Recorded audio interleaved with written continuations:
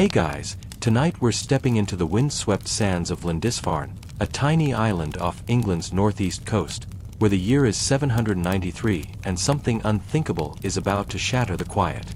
Picture yourself standing on a grassy bluff, the salty North Sea breeze tugging at your cloak, while below, monks in rough wool robes chant prayers in a stone chapel. Seagulls wheel overhead, and the air smells of damp earth and seaweed.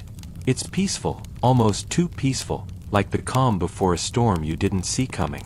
Spoiler, you probably won't survive this one unscathed, because history's about to get messy. So before you get comfortable, take a moment to like the video and subscribe, but only if you genuinely enjoy what I do here. Drop a comment with your location and local time. I'm curious where you're drifting off from tonight. Now, dim the lights, maybe turn on a fan for that soft background hum, and let's ease into tonight's journey together. You're on Holy Island, as Lindisfarne's called, a speck of land barely tethered to Northumbria by a muddy causeway that drowns at high tide. It's June 8, 793, and the monastery here is a beacon of Christian learning, its scriptorium humming with scribes scratching out illuminated manuscripts. You wander past stone crosses carved with swirling knots, their edges worn smooth by years of sea spray.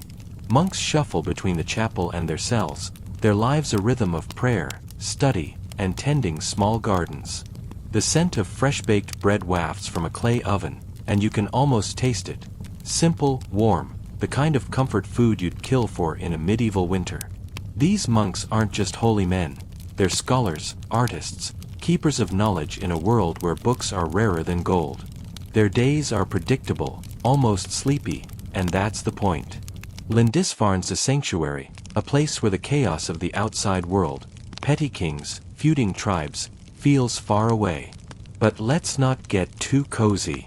Historians point to Lindisfarne as a turning point, the moment the Viking Age crashes into Europe's consciousness. The Anglo-Saxon Chronicle, a key historical record, marks 793 as the year heathen men first ravaged these shores, a date etched in dread. You're standing in a bubble of calm, but the horizon's hiding something sinister. A quirky tidbit? Some monks believed the raid was divine punishment, maybe for lax piety or too much mead at Vespers. Imagine blaming your own hangover for a Viking invasion.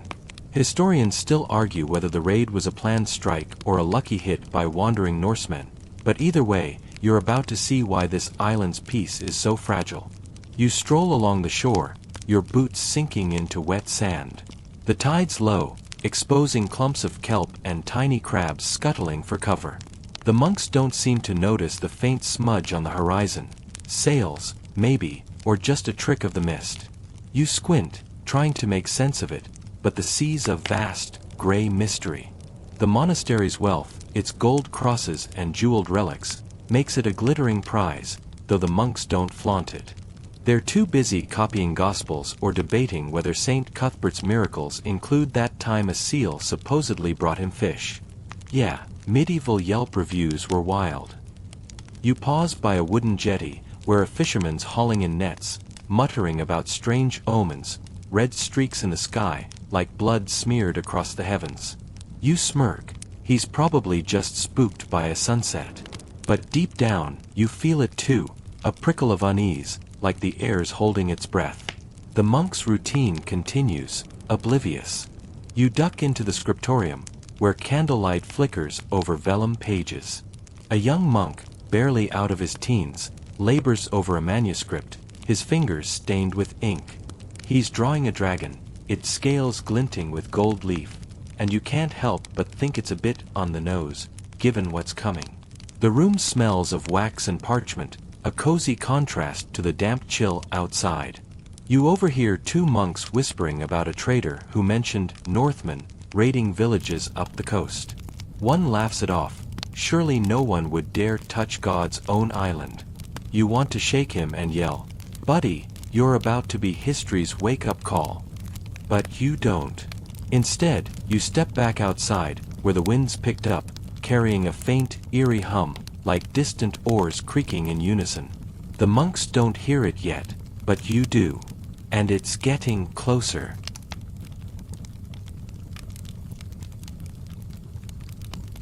You're perched on a sandy dune, the North Sea's chill biting through your cloak as you stare out at the gray expanse. The morning mist hangs low, swirling like a living thing, and the air's heavy with salt and the faint reek of rotting seaweed. Below, the monks of Lindisfarne are deep in their dawn prayers, their voices a soft drone from the stone chapel, oblivious to the storm brewing offshore. Your eyes catch a flicker on the horizon, dark shapes cutting through the fog, too sharp, too deliberate to be clouds. You squint, heart thumping, and there they are, longships, their prows carved with snarling dragon heads, slicing the waves with terrifying precision. The Vikings are here, and you're about to witness the spark that ignites their infamous age. You count 4 ships, their sails taut, striped red and white like warning flags. Each one's crammed with Norsemen, broad-shouldered, fur-clad, their round shields stacked along the sides like scales on a beast. You can almost hear the rhythmic creak of oars, the low mutter of voices carried by the wind. The Anglo-Saxon Chronicle, that somber record of the era, calls these raiders heathen men who brought dire forewarnings to England in 793. Understatement of the century, if you ask me. Lindisfarne's got nothing but faith to shield it. No walls, no guards, just a cluster of stone buildings and a causeway that's useless at high tide. You mutter to yourself, well, this is gonna be a rough morning. Scrambling higher up the dune, your boots slip on wet grass, but you need the vantage point. The longships are closer now, their hulls tar black, blending into the sea's gloom. A quirky tidbit pops into your head. Some Norse sailors thought their dragon prows scared off sea monsters, as if the ocean itself needed extra intimidation. Historians still argue whether these Vikings planned to hit Lindisfarne specifically or just stumbled on it, lured by rumors of gold. Either way, you're watching a calculated strike unfold. The ships move with purpose, fanning out to surround the island's shallow bay.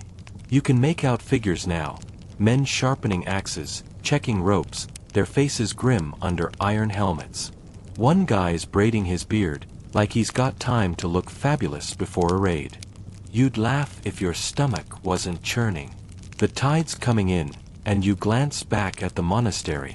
The monks are still chanting, their candles flickering through narrow windows. You want to yell, "Run, you fools!" But they wouldn't hear you over the wind. The causeway's already half submerged, cutting off any escape to the mainland. You spot a fisherman on the beach, hauling nets, pausing to stare at the approaching ships. He drops his catch, fish flopping on the sand, and bolts toward the monastery. Smart guy, but too late. The Vikings are maybe 100 yards out now, their oars dipping in perfect sync, like some nightmare rowing team. You catch a glint of steel, a sword catching the weak sunlight, and your throat tightens. These aren't just pirates, they're a war machine, honed by years of sailing and scrapping across Scandinavia. You slide down the dune, heart racing, and crouch behind a cluster of rocks. The lead ship hits the shallows, its keel grinding against pebbles. A warrior leaps out, water splashing to his thighs, his axe raised like he's posing for a saga. Others follow, wading ashore with shields up, their boots churning the surf into froth. You're close enough to see their eyes, wild, hungry, but eerily focused. One guy's got a raven tattooed on his neck, a nod to Odin, their war god, who's probably cheering from whatever Norse VIP lounge he's got. You think back to those monks, still praying, still clueless. The contrast is almost funny, like a cosmic prank, except nobody's laughing when the axes start swinging.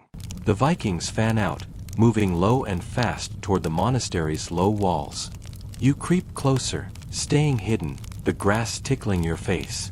The wind carries their voices now, gruff, guttural, speaking a language you don't know but feel in your bones. The raid's about to hit, and you're stuck in the front row, watching history's first big Viking punch land square on Lindisfarne's unsuspecting face. You're crouched behind a jagged rock on Lindisfarne's shore, the North Sea's roar mixing with the pounding in your chest. The Vikings are here, spilling from their longships like wolves onto the beach, their boots churning wet sand into mud. You see axes glinting, shields raised, and the glint of chainmail under furs. The monastery's just over the rise, its stone walls no match for what's coming. The monks' morning chants still drift on the wind, faint and fragile, like a lullaby about to be drowned out by a war cry.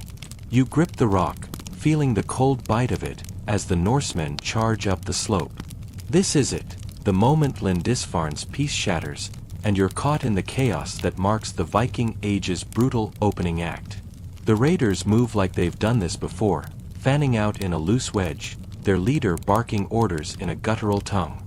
He's a giant, red-bearded, with a helmet that's more dense than shine, probably seen a few skulls in its day. You catch a whiff of tar and sweat as they pass, close enough to see the braids in their hair and the scars crisscrossing their arms. The Anglo-Saxon Chronicle records this raid as a shock to Christendom, a heathen assault that left sacred ground defiled. No kidding, you're watching that defilement unfold in real time, and it's as raw as it gets.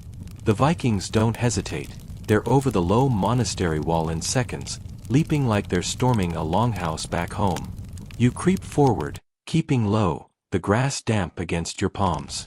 The first screams hit, high, panicked, cutting through the wind. The monks finally realize what's happening. You peer over the wall and see chaos, robes flapping as brothers scatter, some clutching crosses, others just running blind. One monk, older, with a face like weathered parchment, stands frozen, a book pressed to his chest like it'll stop an axe. Spoiler, it won't. The Vikings swarm the courtyard, kicking over benches, smashing a wooden cross that splinters like kindling. A quirky tidbit? Some later accounts claim the raiders spared a few monks to spread fear, psychological warfare, Viking style. You can believe it, these guys aren't just here for loot, they're here to make a statement. A young monk bolts past you, his sandals slapping the dirt, heading for the chapel. You follow, heart in your throat, ducking behind a barrel as a Viking lops the head off a stone statue, some saint who's having a bad day. The chapel's door is ajar, and you slip inside, where candles still burn, wax dripping onto the floor. The air's thick with incense, but it can't mask the fear. Monks huddle behind the altar, whispering prayers, their eyes darting to the door. You hear a crash outside, probably the scriptorium, where all those precious manuscripts are about to become kindling or Viking souvenirs. Historians still argue whether the Vikings knew Lindisfarne's wealth made it a prime target, or if they just got lucky picking a soft spot. Either way, you're watching a jackpot hit for the Norsemen and a catastrophe for the monks. You press against the chapel wall, the stone cold through your cloak. A Viking bursts in, his axe dripping seawater, his grin all teeth and menace. The monks scream, one fainting dead away. Guess he skipped breakfast. You'd laugh. But the air's electric with terror. The raider grabs a silver candlestick, tests its weight, then shoves it into a sack. Another Norseman follows, dragging a chest that clinks with metal. Relics, coins, who knows? You notice one monk, barely a teen, trying to hide a small gold cross under his robe. Brave, but foolish. The Viking's eyes miss nothing, and you wince as one spots the kid, yanking the cross free with a laugh like gravel. You want to look away, but you can't. This is history, raw and unfiltered, and you're right in the thick of it. You're pressed against the cold stone wall of Lindisfarne's chapel, the air thick with incense and fear, as Viking raiders tear through the monastery like a storm through a wheat field. Outside, screams pierce the morning, mingling with the crash of splintering wood and the clatter of metal. Your heart's hammering so loud you're sure the Norsemen can hear it, but they're too busy ransacking the place. The monks around you are a mess, some praying, some sobbing, one guy's just staring at a candle like it's gonna save him. The Vikings are in full swing now, and you're caught in the chaos of their assault, watching the sacred heart of Lindisfarne get ripped apart. You peek through a narrow window, the glass warped and bubbly, giving you a distorted view of the courtyard. A Viking with a braided beard is kicking over a wooden bench, while another hauls a monk by his robe, demanding something in a language that sounds like a growl. The monk's babbling, pointing toward the scriptorium, probably hoping to save his skin by giving up the good stuff. The Anglo-Saxon Chronicle notes this raid as a desecration that shook the Christian world. Understatement much? You're seeing it firsthand. These heathen men aren't just stealing, they're shattering a way of life. The monastery's stone walls, built to keep out the world, might as well be paper against these guys. You slip toward the chapel door, staying low, the floor gritty under your palms. Outside, the Vikings are everywhere, moving like they've got a map of the place. One's got a sack slung over his shoulder, stuffed with what looks like candlesticks and a jeweled book cover. Sorry, monks, your fancy gospels are headed for a Norse flea market. A quirky tidbit hits you. Some Vikings later traded looted Christian relics as exotic trinkets, like medieval souvenir collectors. You'd smirk, but a monk's scream cuts through the thought. He's being dragged across the courtyard, his robe tearing on the stones. You wince, wondering if he'll make it out alive. Spoiler: odds aren't great. Historians still argue whether the Vikings targeted Lindisfarne for its fame or just because it was an easy mark. No army, no walls, just a bunch of monks and their bling. You're leaning toward easy mark as you watch a raider pry a silver cross off the altar with a dagger, grinning like he just won a bet. The monks are trying to fight back, but it's pathetic. One older brother swings a candlestick like a club, only to get knocked flat by a Viking's shield bash. You almost admire the monk's guts, but bravery's not much use against a guy who looks like he wrestles bears for fun. The chapel's starting to feel like a trap, so you edge toward a side door, hoping to get a better view without becoming collateral damage. You duck outside, the wind hitting you like a slap, carrying the smell of smoke. Someone's torched a shed, and flames lick the sky. The Vikings are systematic, hitting the scriptorium, the treasury, even the kitchen, where a raider's munching on a loaf of bread like it's a victory snack. You spot a young monk hiding behind a barrel, clutching a small wooden cross, his eyes wide as saucers. You want to tell him to run, but where to? The causeway's underwater, and the Vikings have the beach locked down. One Norseman, with a scar across his cheek, barks orders, pointing at the chapel's roof. Rumor has it there's a hidden cache up there. You're not sure if it's true, but the way these guys are tearing the place apart, they'll find out soon enough. The monastery's falling, and you're right in the middle, watching history's most infamous raid burn its mark into the world. You're crouched behind a splintered barrel in Lindisfarne's courtyard, the acrid smell of smoke stinging your nose as flames crackle from a nearby shed.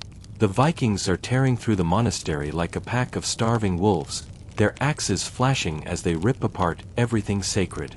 You hear the clink of metal and the dull thud of boots on stone, while the monks' panicked cries echo like a broken hymn. Gold crosses, jeweled reliquaries, and illuminated manuscripts are being stuffed into sacks, destined for some Norse warlord's hoard. You're witnessing the heart of Lindisfarne being gutted, and it's as brutal as it sounds. This is the raid that'll echo through history as the Viking Age's opening shot. You peer around the barrel, your breath shallow, as a Viking with a face like weathered leather yanks a silver chalice from a monk's trembling hands. The monk's pleading, but the raider just laughs, a guttural sound that makes your skin crawl. The Anglo-Saxon Chronicle calls this plunder a ravaging that shocked the Christian world, and you get why. These Norsemen aren't just stealing, they're desecrating. The monastery's treasures, relics of Saint Cuthbert, gold-encrusted gospel books, are being tossed around like cheap trinkets. A quirky tidbit? Some Vikings later melted down stolen crosses to make jewelry, turning holy symbols into pagan bling. You'd roll your eyes at the audacity, but you're too busy dodging a Norseman who's dragging a chest across the courtyard, coins spilling like confetti. The chaos is relentless. You scramble toward the scriptorium, its door hanging off its hinges, hoping to stay out of sight. Inside, it's a wreck, parchment pages torn, ink pots smashed, a half-finished manuscript trampled into the dirt. You spot a gold-leafed book cover, probably worth more than a village, being shoved into a sack. Historians still argue whether the Vikings knew exactly what they were grabbing or just took anything shiny. Either way, Lindisfarne's wealth is bleeding out fast. You duck behind a toppled table as a raider storms in, his boots crunching on broken glass. He's muttering something about Odin's favor, and you can't help but think, buddy, Odin's clearly team Viking today. Outside, the looting's in overdrive. You catch sight of a monk trying to hide a small reliquary, a box said to hold a saint's finger bone, under a pile of straw. Good luck, pal. A Viking's already sniffing around, his axe tapping the ground like he's playing a twisted game of hide and seek. The monk's face is pure terror, and you feel a pang of guilt for just watching. But what can you do? You're not exactly armed with a longship and a death wish. The wind carries a new sound now, shouts from the beach, where the Vikings are hauling their loot to the longships. You creep toward a broken window, the frame splintered, and see them loading chests and sacks, their movements quick but precise, like they've got a schedule to keep. You slip back into the courtyard, the grass slick with dew and something darker you don't want to think about. A Viking swinging a hammer at a stone cross, shattering it into chunks. Guess he didn't get the memo about, thou shalt not. You almost laugh at the irony, but then you see a monk, barely standing, clutching a bloodied arm as he stumbles toward the chapel. The Vikings aren't killing everyone, but they're not gentle either. One raider's got a monk by the hair, demanding to know where the big gold is hidden. You're betting there's no big gold left, but these guys are thorough. The monastery's becoming a husk, and you're stuck in the middle, watching sacred treasures vanish into the Norsemen's greedy hands. You're huddled behind a toppled cart in Lindisfarne's courtyard, the air sharp with smoke and the metallic tang of blood. The Vikings are still rampaging, their shouts and the crash of breaking wood drowning out the monk's fading cries. Your eyes dart to a young monk, maybe 20, his face pale as the vellum he once scribbled on, clutching a wooden staff like it's a sword. He's standing his ground near the chapel, staring down a Viking twice his size, and you can't decide if he's brave or just out of options. The monastery's falling apart around you, and you're watching one man's desperate stand against the Norse tide that's rewriting history. The monk grips his staff tighter, his knuckles white, as the Viking, a bear of a man with a scarred shield, steps closer, axe dangling lazily in one hand. You can smell the raider's sweat and leather, mixed with the sea salt clinging to his furs. The Anglo-Saxon Chronicle doesn't name this monk, but it records the raid's violence as a scar on Christendom, and you're seeing why. This guy's no warrior, yet here he is, squaring up like he's got a shot. The Viking laughs, a low rumble, and you think, buddy, this isn't gonna end well. The monk swings his staff, aiming for the raider's head, but the Viking sidesteps, quick as a cat, and knocks him flat with a casual shield bash. You wince as the monk hits the dirt, staff rolling away, his defiance snuffed out in seconds. You crawl closer, keeping low, the grass wet and cold against your palms. The courtyard's a mess, broken crosses, scattered manuscripts, a chalice lying in the mud like a discarded toy. A quirky tidbit crosses your mind. Some Vikings believed stealing holy relics gave them supernatural luck, like pocketing a saint's bone was a cheat code for Odin's favor. You'd smirk, but the monk's still on the ground, gasping, as the Viking looms over him. Historians still argue whether the raiders spared some monks deliberately, maybe to spread tales of terror. You're hoping this kid's one of the lucky ones, but the Viking's axe is still in play, and you're not betting on mercy. You shift behind a shattered bench, splinters snagging your cloak. The monk's trying to crawl away now, his robe torn, but the Viking's distracted by a shout from the scriptorium. Another raider's waving a jeweled book cover, grinning like he just found buried treasure.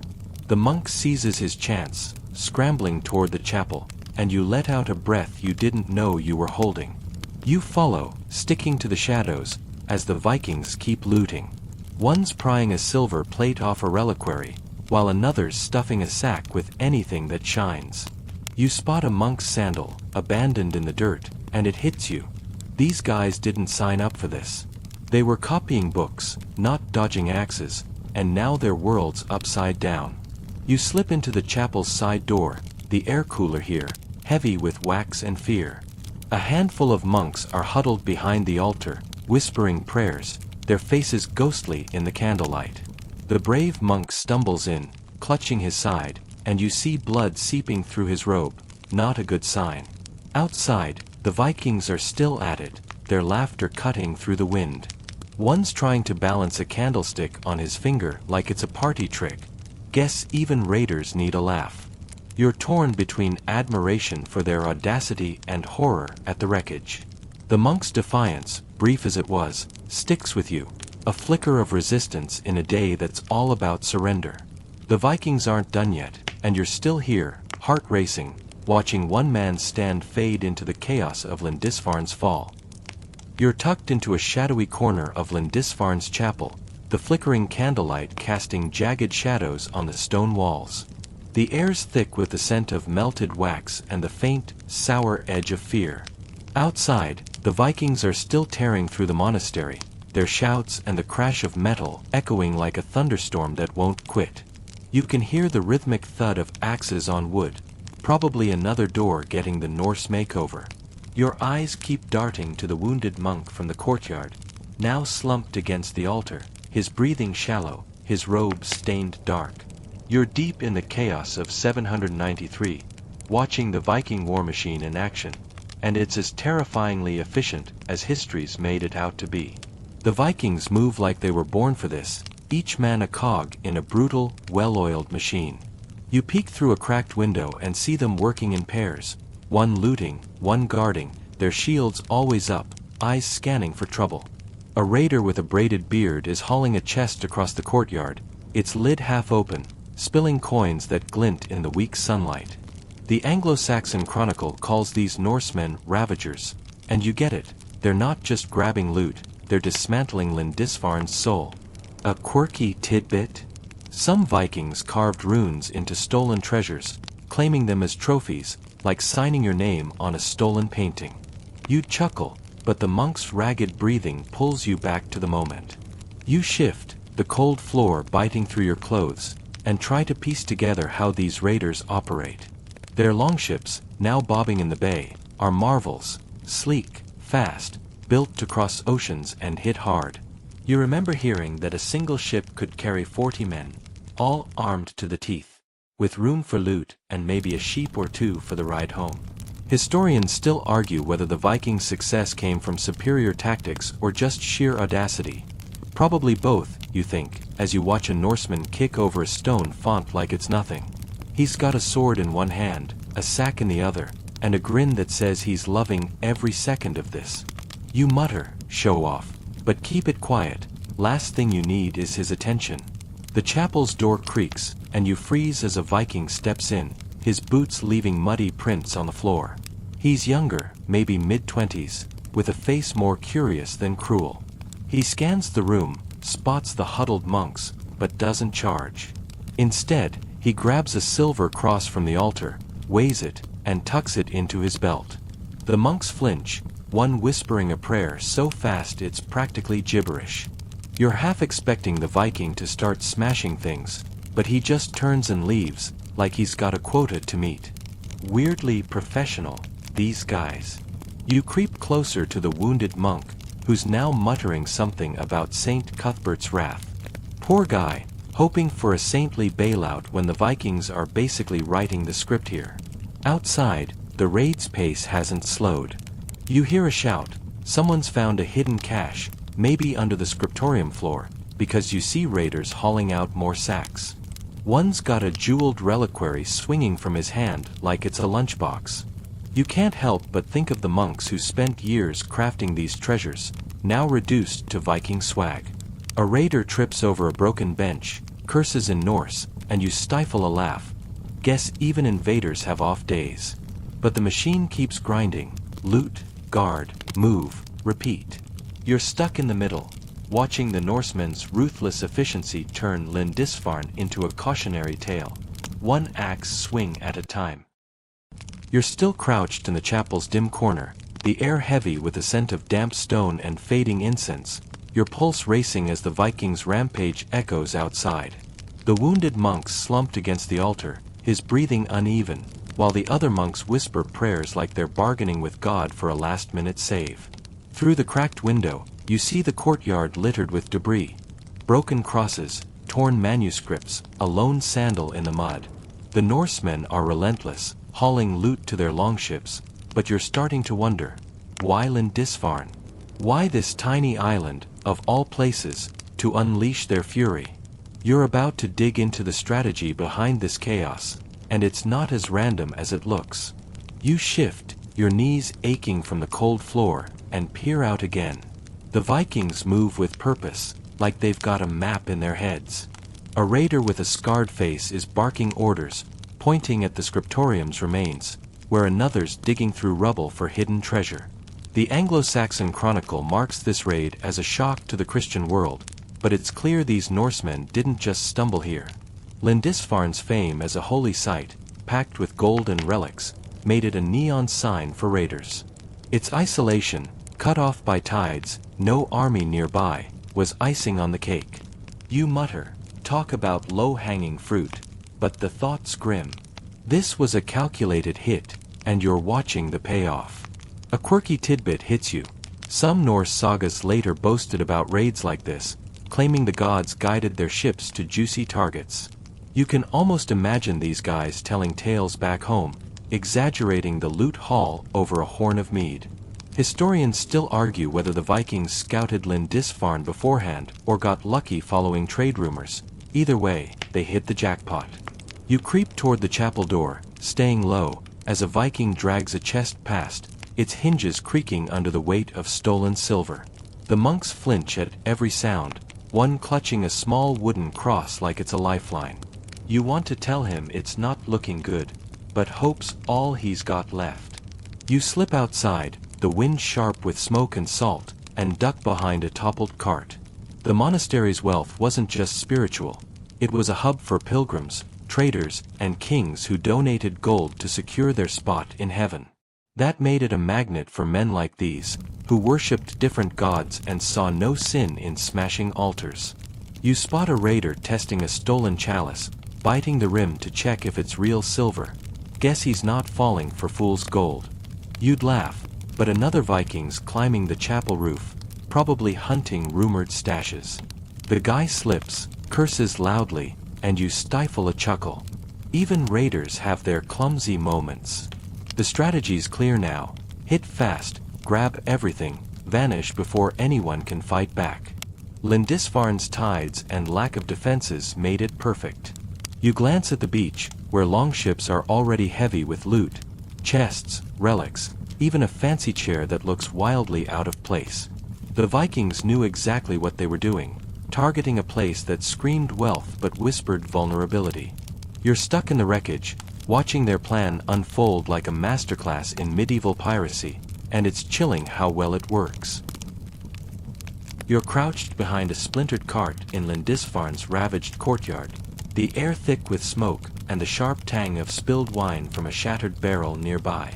The Vikings are still looting, their boots stomping through the monastery's ruins, but the monks' cries have softened into whimpers, like a storm fading into an uneasy quiet. You can still hear the clink of stolen gold and the occasional shout in that guttural Norse tongue, but something heavier hangs over the scene, a spiritual gut punch. The monks aren't just losing treasures. Their faith, their whole world, is cracking under the weight of this heathen onslaught. You're watching their sacred bubble burst, and it's as raw as it gets. You peer over the cart, your breath catching as you see a monk kneeling in the dirt, his hands clasped around a broken cross, muttering prayers through tears.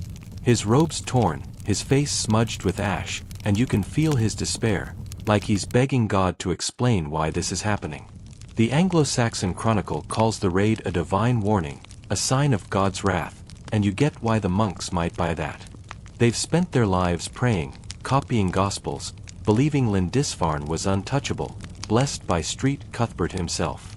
Now it's a war zone, and you're wondering if they're questioning everything they've ever believed. A quirky tidbit? Some monks later claimed visions of demons guiding the Vikings, as if Odin himself was trolling their saints. You'd roll your eyes, but the monks' trembling hands make it hard to laugh. You shift, the damp grass soaking through your cloak, and creep toward the chapel's wreckage.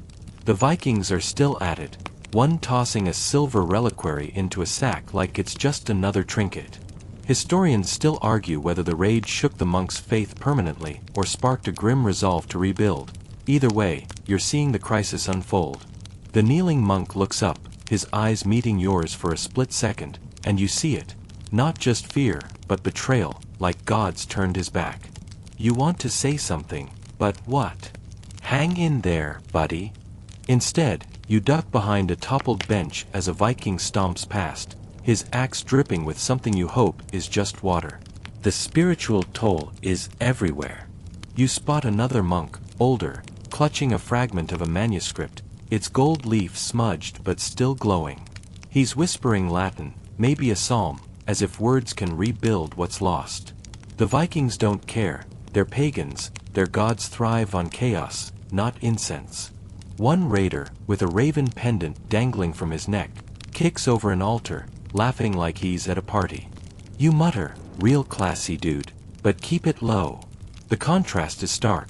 The monk's world of order, prayer, and sacred relics is colliding with a Norse mindset that sees glory in destruction.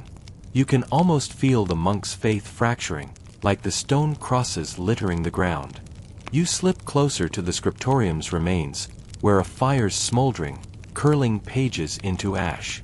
A monk's trying to salvage scraps of parchment, his fingers shaking as he tucks them into his robe.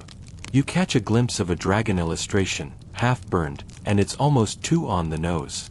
Dragons are here, alright, just not the kind he drew. The Vikings' raid isn't just about loot, it's a middle finger to the monk's entire worldview. You're stuck in this moment, watching faith get tested by fire and steel, and it's hard not to feel the weight of their despair pressing down on you too. You're still in the wreckage of Lindisfarne, the air heavy with smoke and the bitter scent of burning parchment, as you crouch behind a shattered stone cross in the monastery's courtyard. The Vikings' shouts are growing distant, their loot-heavy sacks clinking as they haul them toward the beach, but the devastation they've left behind feels like a wound that won't close. The monks are scattered, some praying, some hiding, a few just staring blankly at the ruins of their sacred world. You're starting to grasp the bigger picture. News of this raid is about to spread like wildfire, shaking Christian Europe to its core. You're about to follow the ripples of this catastrophe as they race across the medieval world. You shift, your boots crunching on broken glass, and glance at a monk stumbling through the debris, clutching a splintered piece of an altar.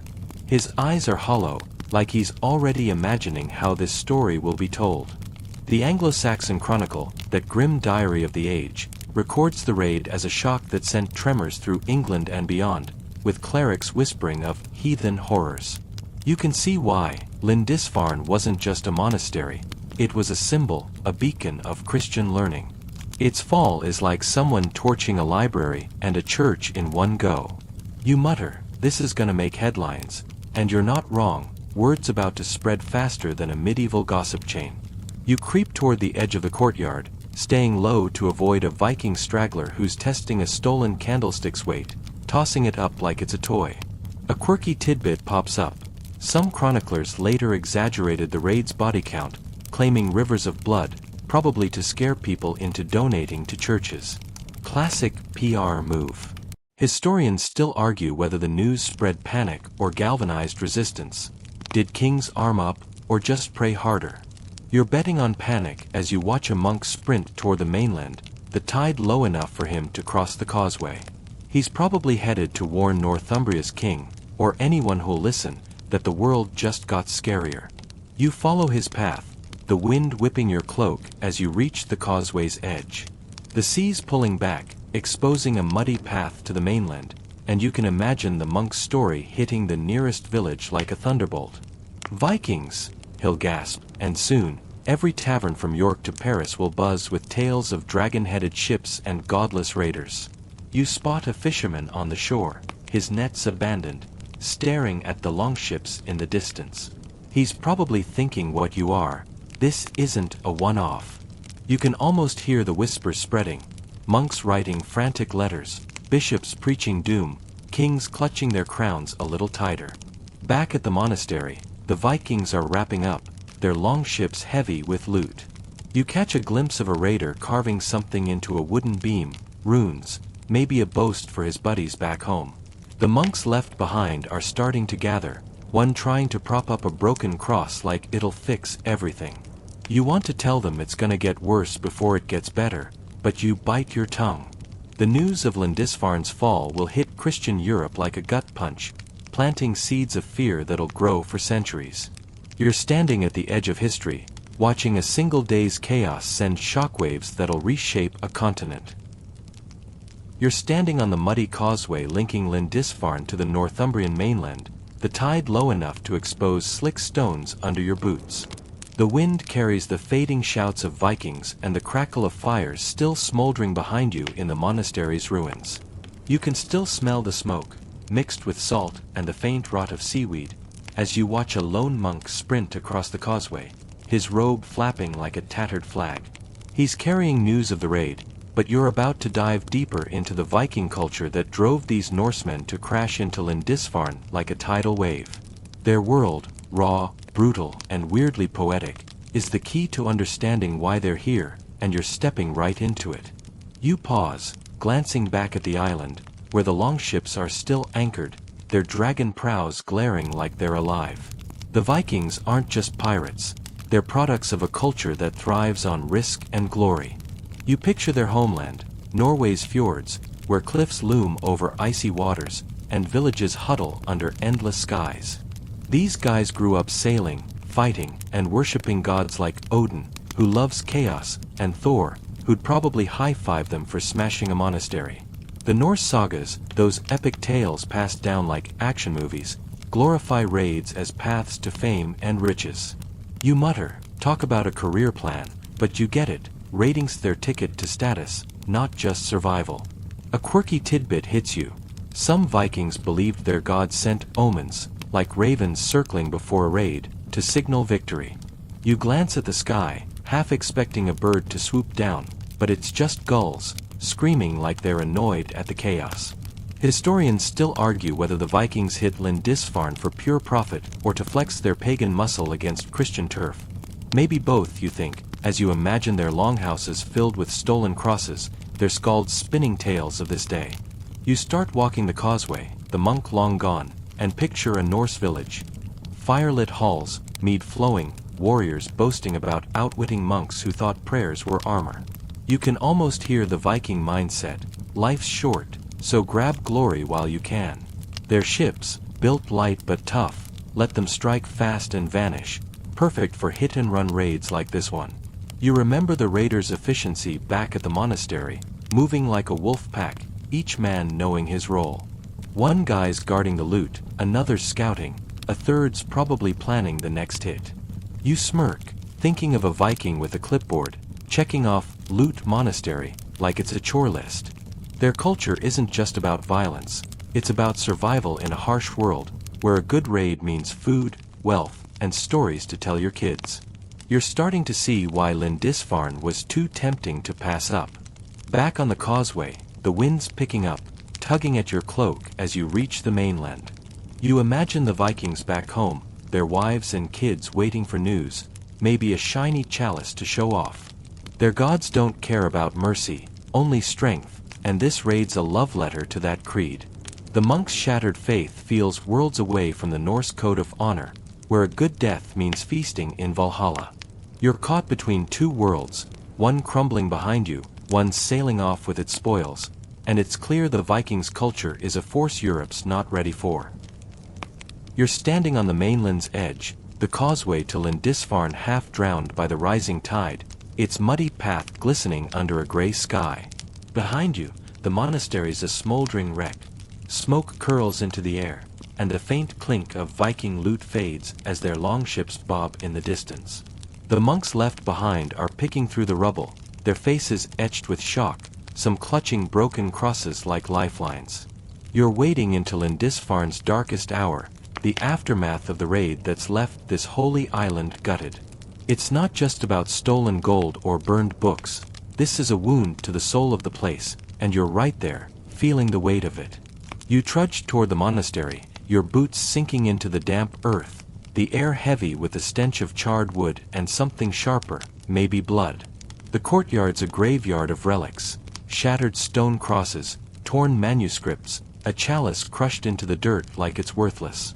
A monk, his grey hair wild, kneels by a toppled statue of Saint Cuthbert, muttering prayers as if the saint might pop up and fix this mess. The Anglo-Saxon Chronicle calls this raid a ravaging that defiled sacred ground, and you see it. The monastery's not just broken, it's violated, its sanctity ripped apart by men who don't care about Christian gods. You whisper, rough day to be a monk, but the sarcasm feels hollow against the devastation. You step over a splintered bench, your cloak snagging on a jagged edge, and spot a quirky detail. A Viking left a rune-carved pebble in the rubble, maybe a taunt or a marker, like graffiti saying, Norsemen were here. Historians still argue whether the raid was meant to destroy Lindisfarne's spirit, or just its wealth. Either way, it's done both. You wander toward the scriptorium, or what's left of it. The roof's caved in, and pages of half-finished Gospels flutter in the wind, their gold leaf catching the dim light. A young monk's trying to gather them, his hands shaking, ink smudged on his face like war paint. You want to help, but you're just a ghost in this moment, watching the heart of a community bleed out. The chapel's worse. You duck inside, the air cooler but thick with despair. Candles are snuffed out, wax hardened in pools on the floor. A monk's slumped against the altar, staring at a broken reliquary, supposedly holding Saint Cuthbert's finger bone, now just a splintered box. You can almost hear his thoughts. How could God let this happen? The Vikings didn't just take treasure, they took certainty, leaving these men to question everything. You notice a single candle still burning, its flame stubborn despite the chaos. You'd laugh at the cliché, hope in the darkness, but it's hard when a monk nearby starts sobbing, his voice raw, like he's mourning a friend. You slip back outside, the wind carrying the distant creak of oars as the Vikings prepare to leave. The monastery feels like a husk, its pulse gone. A few monks are trying to salvage what's left, stacking broken wood, collecting scattered pages, but it's like bandaging a corpse. One guy's dragging a half-burned beam, muttering about rebuilding, and you admire the grit, even if it feels futile.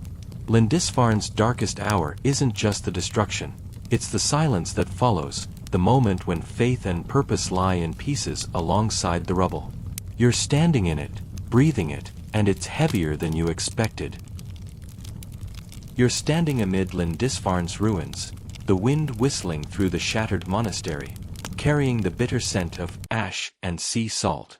The Vikings are nearly gone, their longships heavy with stolen gold, their laughter fading as they row into the misty North Sea.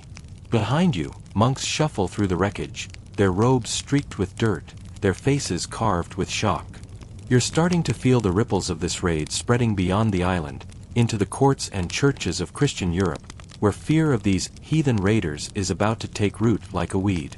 You're about to trace how this one brutal day sends shudders through a continent, waking up kings and clerics to a new kind of terror. You wander back toward the causeway, your boots squelching in the mud, the tide creeping higher. The monastery's a broken shell now, its stone crosses toppled, its scriptorium a pile of charred beams. A monk nearby is clutching a salvaged page, its ink smudged but still legible, like he's holding on to hope itself.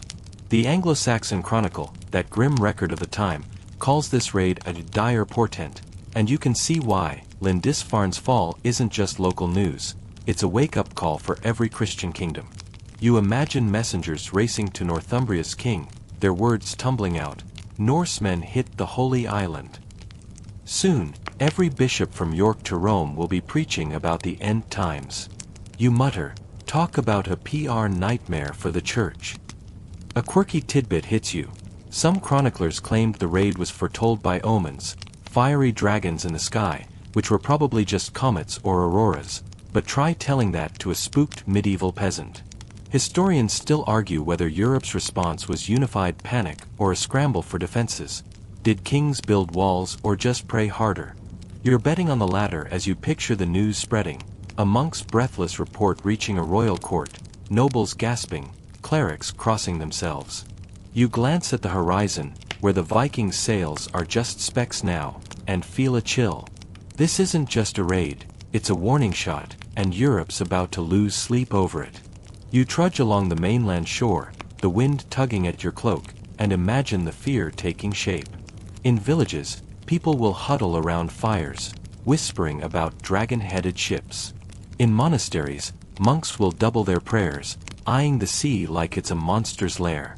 You spot a fisherman mending nets, his hands shaking as he glances at the water. Words already spreading, and he's probably wondering if his hut's next. You joke about him needing Viking insurance, but the dread's too real. Kings will start fortifying coasts, bishops will demand more tithes for protection, and every strange sail will spark panic. Lindisfarne's fall is rewriting the rules, making the sea a threat instead of a trade route. Back at the monastery, a monk's trying to prop up a broken cross, his hands scraped raw. You can almost hear the letters being written, frantic pleas to Rome, warnings to other monasteries. Guard your relics, the heathens are coming. The Vikings probably didn't plan to terrify a continent, but they've done it. You're standing at the edge of a new kind of fear, one that'll haunt Europe's dreams for centuries, and it's all because a few longships hit a tiny island on a gray June day. You're standing on the Northumbrian shore, the causeway to Lindisfarne now swallowed by the rising tide, its muddy path a faint memory under the churning sea. The Vikings' longships are specks on the horizon, their dragon prows fading into the mist as they slip away with Lindisfarne's treasures. Gold crosses, jeweled reliquaries, the works. The monastery behind you is a ghost of itself, smoke still curling from its ruins, monks wandering like lost sheep among the wreckage. You're about to chase the raiders as they vanish, their escape as slick as their attack, leaving Europe to grapple with the shock of this new Norse menace. It's a getaway worthy of a saga, and you're right there, watching it unfold. You squint into the fog, the air sharp with salt and the distant creak of oars. The Vikings move fast, their ships slicing through the waves like they're mocking the sea itself.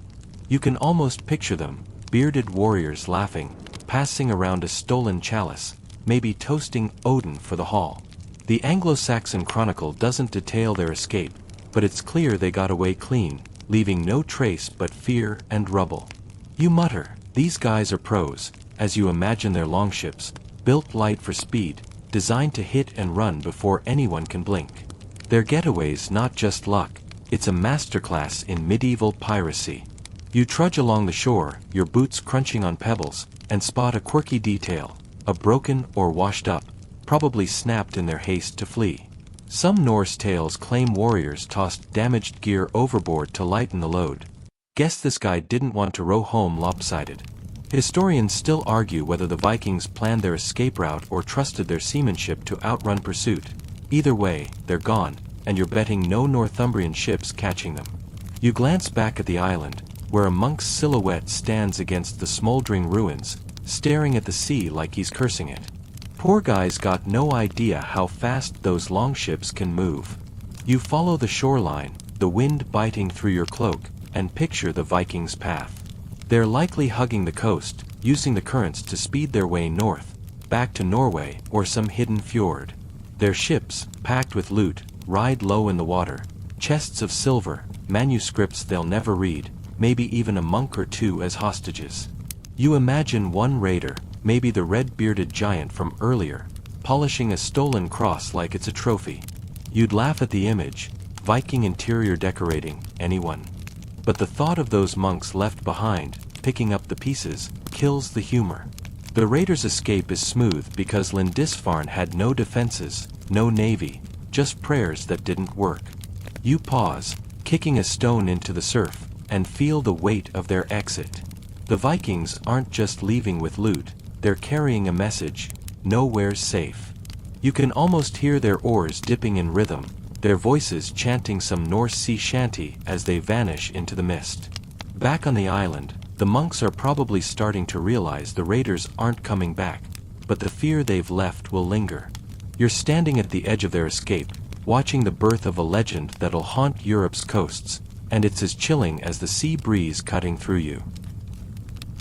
You're back on Lindisfarne's ravaged shore, the North Sea's waves lapping at the pebbles, the air thick with a fading scent of smoke and despair. The Vikings are gone, their longships vanished into the misty horizon, leaving the monastery a broken husk. You wander through the courtyard, stepping over shattered crosses and scorched parchment, as monks move like ghosts among the ruins. Some are stacking debris, others praying, their voices cracked but stubborn. You're about to join them in the slow, painful work of rebuilding, watching a community claw its way back from the edge of oblivion after the raid that kicked off the Viking Age. You kneel beside a monk who's salvaging a half-burned manuscript, its edges curling like autumn leaves. His hands tremble, but he's methodical, tucking the pages into his robe as if they're the last thread of Lindisfarne's soul. The Anglo-Saxon Chronicle hints at the monastery's resilience, noting how monks eventually returned to their sacred work despite the trauma. You see it now, these men aren't giving up, even if their world's been gutted. You mutter, tough bunch, half admiring, half aching for them. The courtyard's a mess, broken beams, a toppled font, a chalice bent like a cheap spoon, but there's a flicker of defiance in the monk's eyes. A quirky tidbit catches your thoughts. Some monks believed Saint Cuthbert's spirit lingered, protecting what was left, like a divine security guard who showed up late. You glance at a cracked statue of the saint, half expecting it to wink.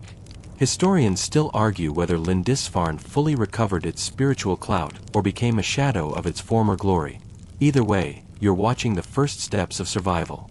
You pick up a splintered plank, helping a monk stack it, and feel the weight of their task. Rebuilding isn't just about stones, it's about piecing together faith, routine, a reason to keep going. The air's heavy with damp earth and ash, but there's a stubborn rhythm to their work. Clear, stack, pray, repeat. You move toward the chapel, its walls scarred but standing. Inside, a monk's relighting candles, his hands steady despite the chaos. The faint glow feels like a middle finger to the Vikings, a quiet, "We're still here." You notice a young monk sketching in the dirt with a stick. Maybe a cross, maybe a plan for a new altar. You joke about his DIY skills, but the focus in his eyes stops you. The monks are already talking about new manuscripts, stronger walls, maybe even hiding relics next time. You can almost hear their whispers. "We'll be ready." Good luck with that, you think, knowing the Vikings aren't done yet. Outside, the tide's creeping in, cutting off the causeway again. A monk's hauling stones, his robe hitched up, sweat mixing with soot on his face. You join him, lifting a chunk of rubble, and feel the community's pulse, weak, but beating. They're not just rebuilding a monastery, they're reclaiming a legacy. The Vikings took gold, but they couldn't take this stubborn spark. You're in the thick of it, surrounded by men who refuse to let their holy island die. And it's a quiet kind of courage that hits harder than any Norse axe.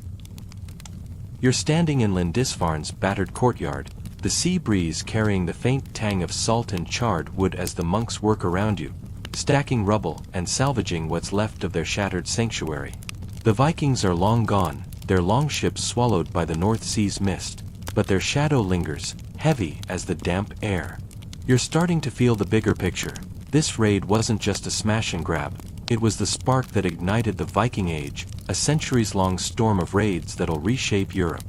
You're about to trace how this one brutal day on a tiny island flipped the script for a continent, and it's a wild ride. You step over a broken cross, its stone edges jagged, and watch a monk sweep ash from the chapel steps, his movements slow but determined. The Anglo-Saxon Chronicle pins 793 as the year heathen men kicked off their reign of terror, and you get it. Lindisfarne's fall is like a starter pistol for the Viking Age. Before this, Europe's coasts were sleepy, their monasteries fat with gold, their kings more worried about local squabbles than sea-borne raiders. Now, you can almost hear the alarm bells ringing from Northumbria to Francia.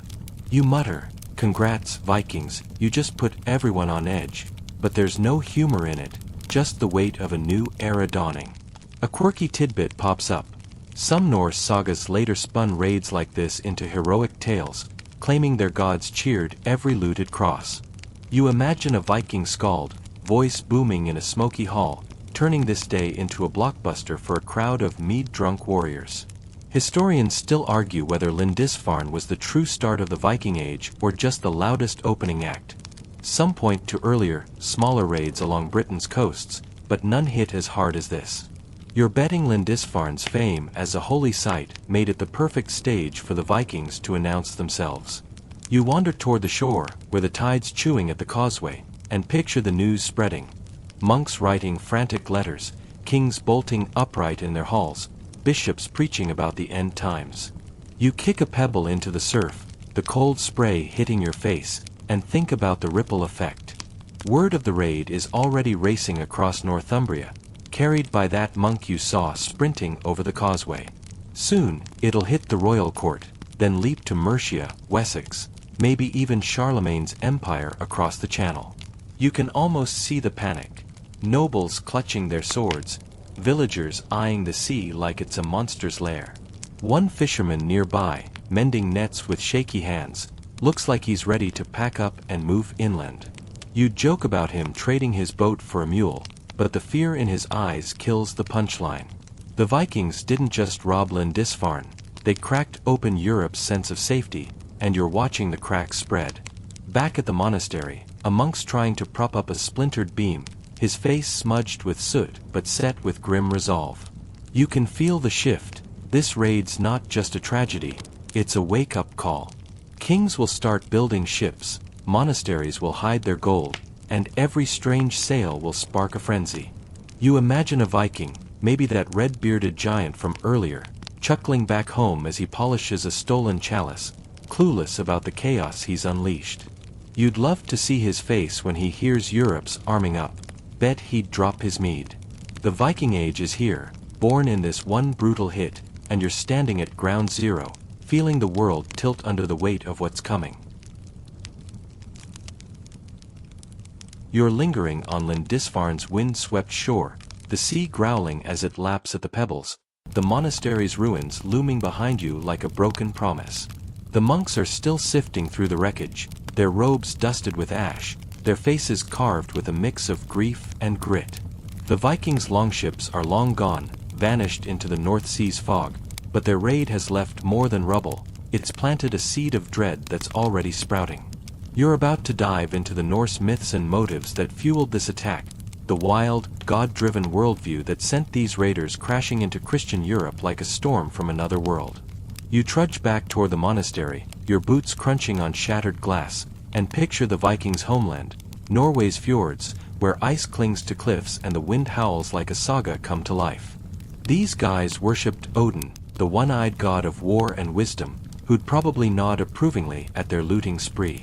Their myths, passed down in skaldic poems, paint a world where glory comes from bold strikes, not quiet prayers. The Prose Edda, a later Norse text, describes Odin as a god who rewards risk-takers, and you can see it. Those raiders weren't just after gold, they were chasing a legacy to brag about in Valhalla. You mutter, talk about a high-stakes career path, but you get why they sailed into hell for it. A quirky tidbit hits you. Some Vikings believed ravens, Odin's sacred birds, scouted their targets, like divine drones picking out monasteries. You glance at the sky, half expecting a black wing to signal the next raid, but it's just gulls, squawking like they're annoyed at the mess. Historians still argue whether the Vikings hit Lindisfarne to spit in Christianity's face or just because it was a soft target stuffed with loot. Maybe both, you think, as you imagine a Norse warrior kissing a stolen cross for luck, not faith. You step over a broken chalice, it's silver-dented, and feel the clash of worlds, the monks' god of mercy versus the Vikings' gods of chaos. You pause by the chapel's scarred wall, the air still heavy with wax and despair. The Vikings' motives weren't just greed, their myths glorified the bold, the ruthless, the ones who'd sail into a storm for a shot at immortality. You picture them back home, in firelit halls, boasting about outwitting monks who thought crosses were shields. One might have carved his name into a stolen reliquary, thinking, Odin's gonna love this. You'd laugh at the ego, but you remember the monks' faces, shattered, questioning their god's silence. The Norse didn't just want wealth, they wanted to prove their way of life, their gods, were stronger. You smirk, imagining a Viking trying to explain that to a monk mid-raid. Good luck with that sales pitch. You wander toward the scriptorium's remains, where a monk's salvaging a scorched page, its dragon illustration half-burned but eerily fitting.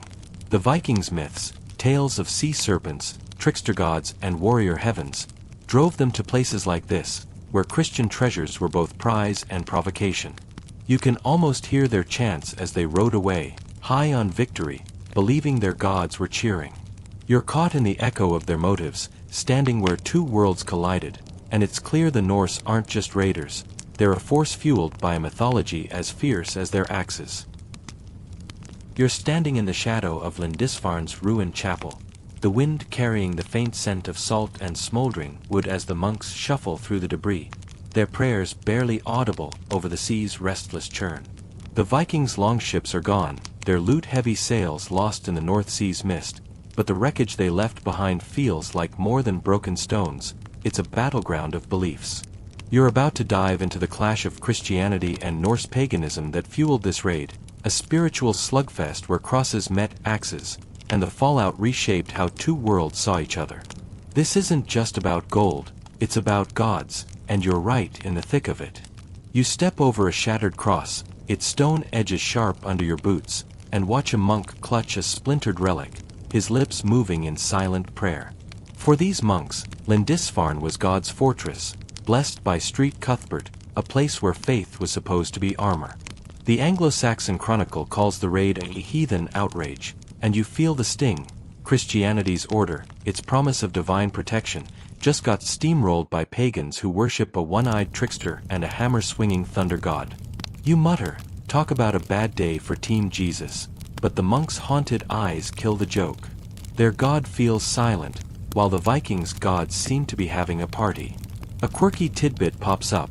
Some Norse warriors wore Thor's hammer pendants to mock Christian crosses, like pagan bling meant to troll the faithful. You imagine a Viking flashing one mid-raid, grinning as a monk gasps.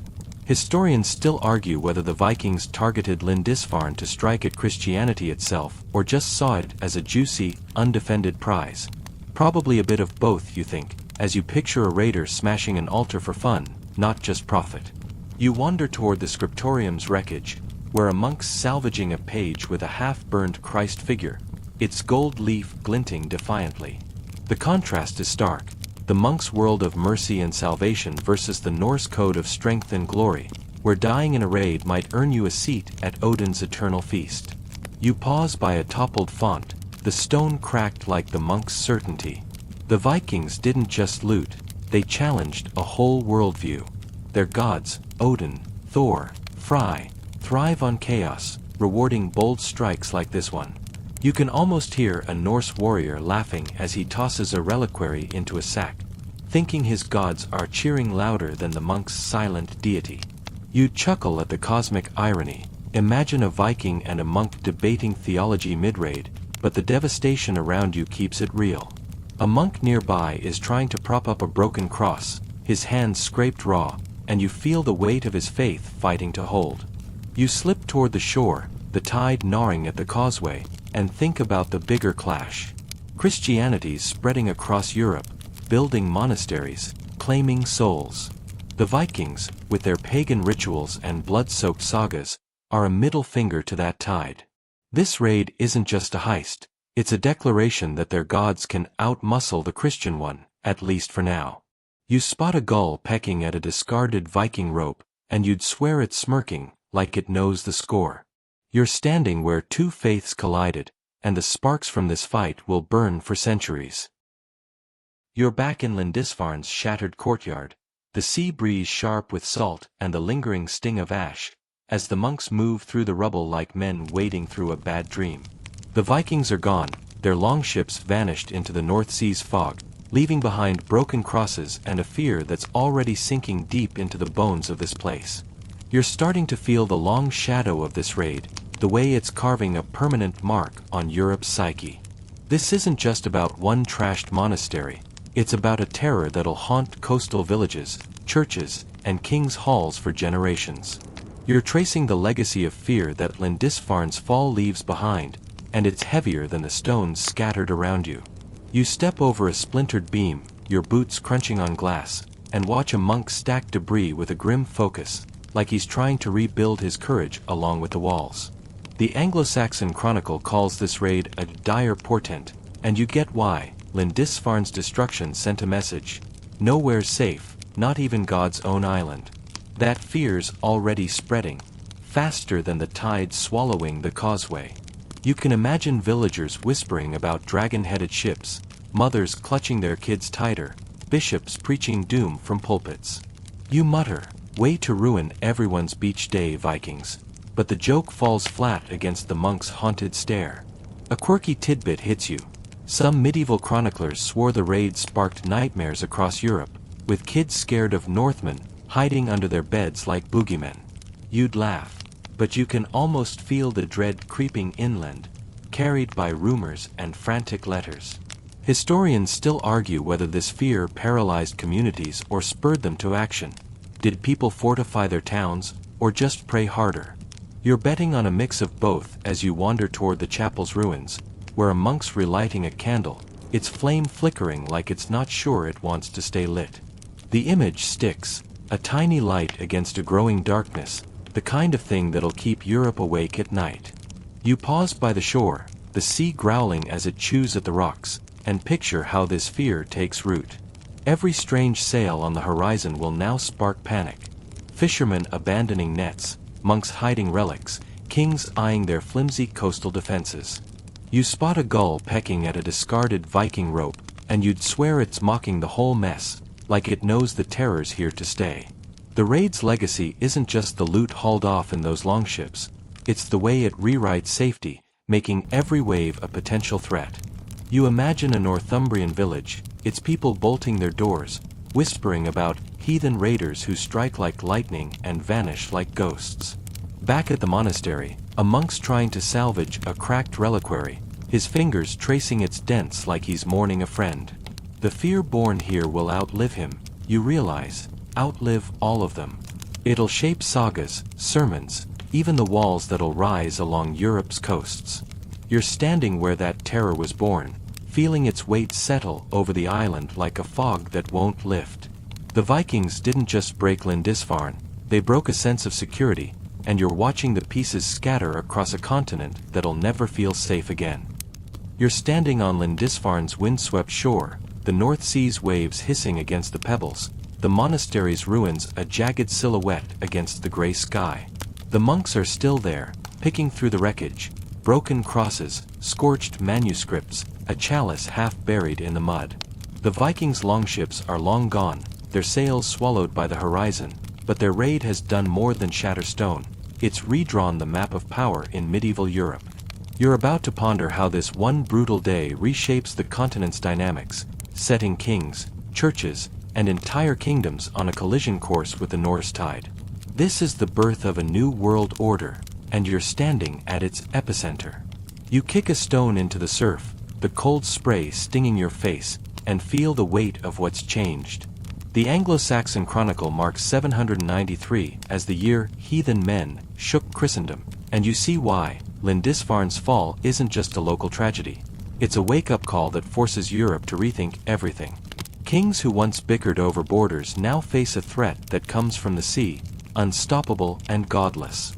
You mutter, nothing says team building like a Viking invasion, but the sarcasm fades as you picture royal courts buzzing with panic, advisors scrambling to fortify coasts that were never built for war. A quirky tidbit hits you. Some Norse raiders later became mercenaries for the same kings they terrorized, like signing up to guard the house you just robbed. You'd chuckle, imagining a Viking in a king's payroll, polishing his axe awkwardly at court, but the shift is real. Historians still argue whether the raid pushed Europe toward unity, kings allying against a common foe, or just fractured it further, with every lord hoarding power to save his own skin. You're betting on fracture as you wander back to the monastery, where a monk's stacking stones, his hands raw but steady. His work feels like a metaphor. Europe's about to rebuild, but it'll be harder, meaner, ready for a fight. You pause by the chapel's scarred wall, the air heavy with damp earth and fading smoke. The raid's forced a new reality. Monasteries will hide their gold, kings will build fleets, and trade routes will shrink as fear chokes the seas. You can almost see the ripple effect. Charlemagne's empire tightening its grip, Anglo-Saxon kingdoms forging uneasy alliances, coastal towns sprouting walls like weeds. A monk nearby is sketching a cross in the dirt, maybe dreaming of a stronger Lindisfarne, but you know the world's tilting. The Vikings didn't just steal treasure, they stole Europe's sense of control, forcing a scramble for power that'll birth new kingdoms and bury others. You glance at the sea, its waves endless and uncaring, and feel the shift settle in. The Viking Age, sparked here, will redraw borders, spark wars, even plant Norse settlers in lands they once raided. You joke about Vikings trading axes for plows, but the monk's quiet resolve stops you. He's building for a future that'll have to face these raiders again. You're standing where the old order cracked, where Europe learned it's not untouchable, and the weight of that new world feels as heavy as the stones at your feet. The wind softens now, whispering over Lindisfarne's ruins, as the monk's murmurs fade into a gentle rhythm, like a heartbeat refusing to quit. You feel the sea's breath on your face, cool and steady, carrying the last traces of smoke away. The tide's rising, wrapping the island in its quiet embrace, and the world feels slower, softer, as if time itself is exhaling. You're safe here, in this moment, where the chaos of the raid slips into memory, leaving only the stubborn hope of those rebuilding. Let the waves lull you, let the monk's prayers weave into your dreams, and drift into the calm of a story that's done for now. Sleep well, knowing history's still turning, but you're tucked safely in its folds.